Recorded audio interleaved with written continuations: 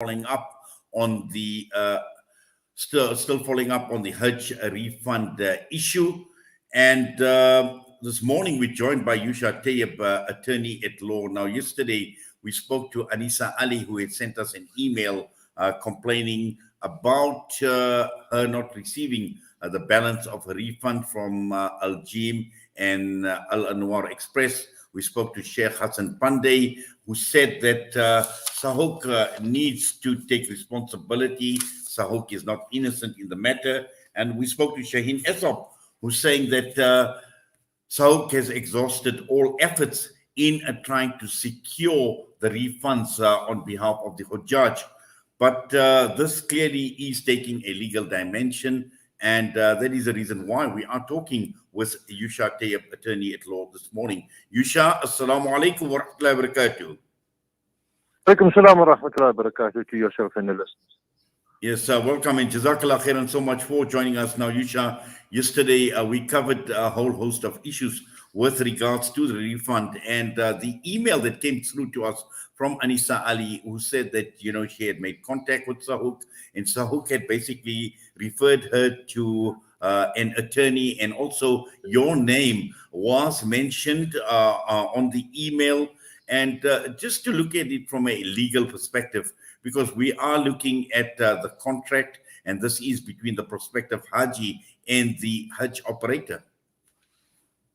Yes, it is completely correct. What the operators have to do is provide SAHOK with a surety for performance, but that surety does not contain certain provisions which allows SAHOK to sue the operator. It requires the Haji to institute legal action against the operator, and once the judgment is obtained or the Haji is successful and there's no recovery, then SAHOK can implement the terms of the surety that were provided by the operator.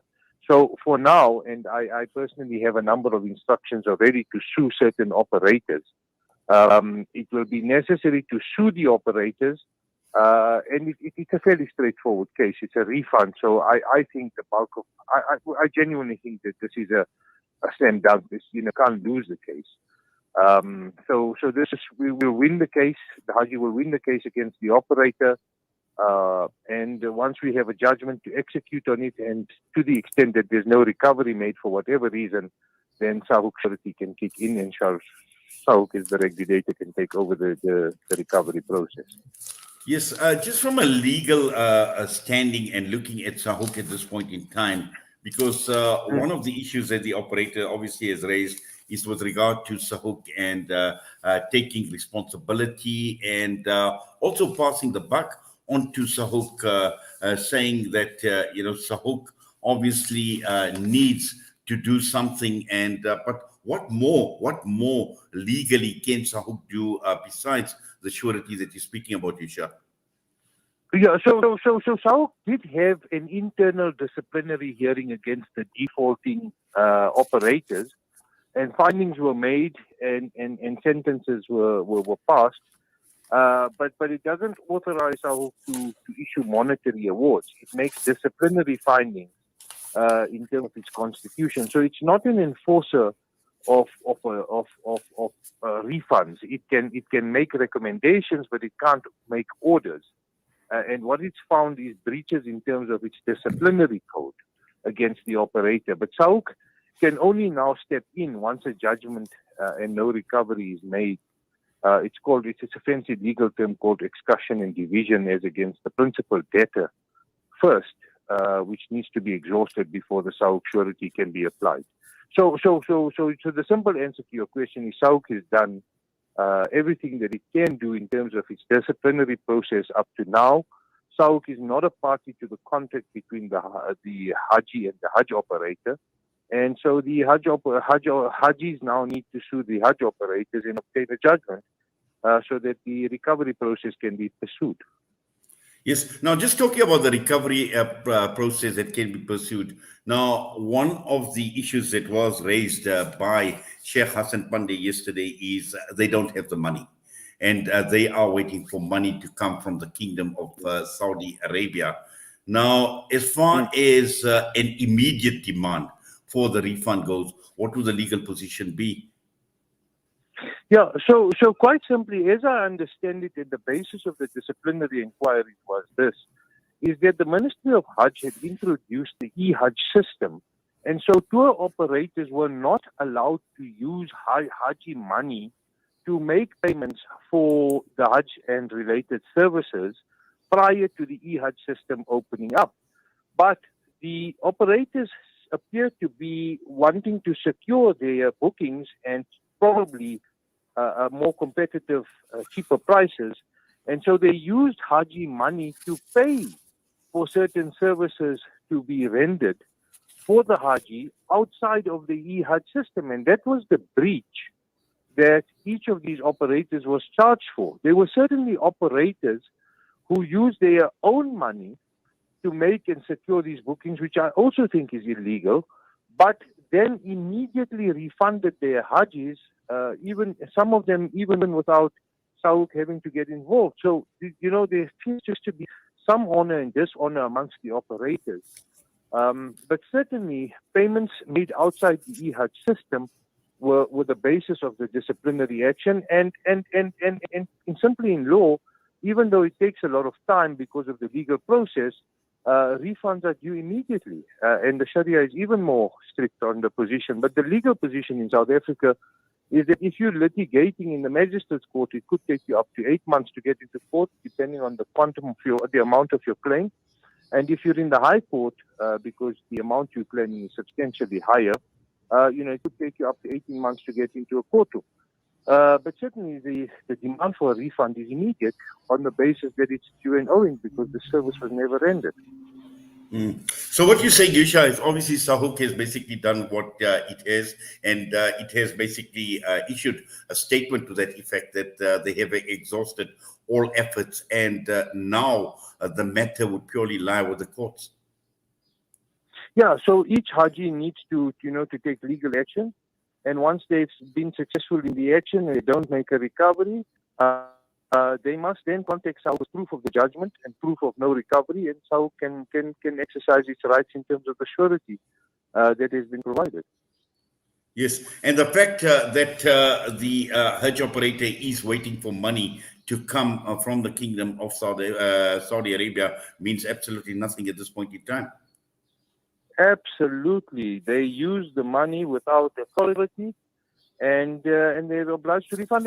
And I don't know because SAUK were intimately involved with the refunds process, and with the Ministry of Hajj, a substantial number of Hajj operators were assisted by SAUK in getting the refunds.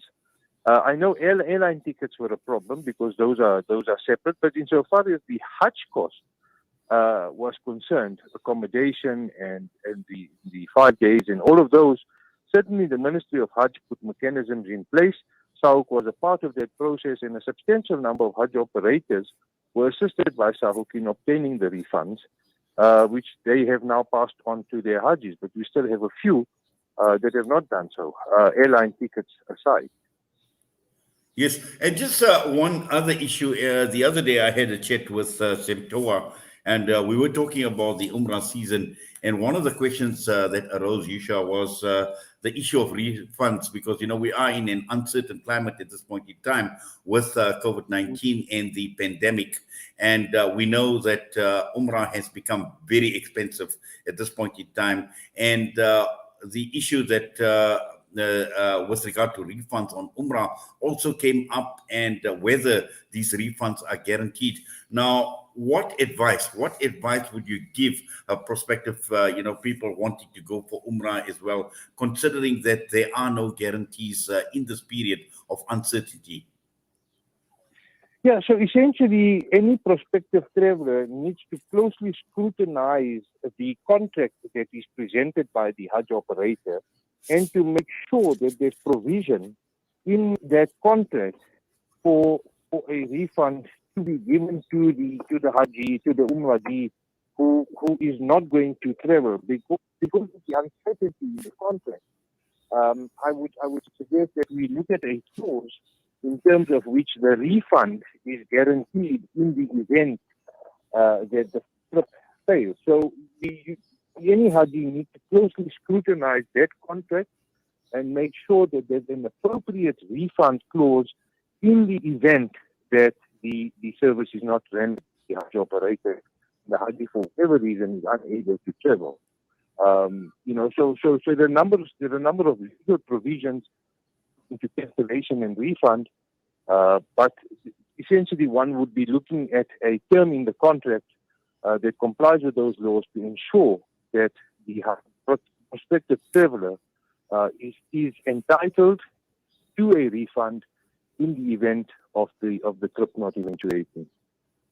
Yes, and just finally, Yousha, are Hajis who are still waiting for the refunds, are they free to contact you to pursue any legal options they have? I don't want it to sound like touting or that I need the work, but certainly I started the process against a particular operator, and certainly have every intention of doing it too. Those who wish to, welcome to. I don't want this to be touting or advertising, but I've certainly started the process against one operator for 2 clients.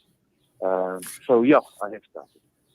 Well, Yousha, Jazakallah khairan for that and for coming on and talking to us this morning here on Salam Media. All the best to you, inshallah. Allah keep you safe. Assalamu alaikum wa rahmatullahi wa barakatuh.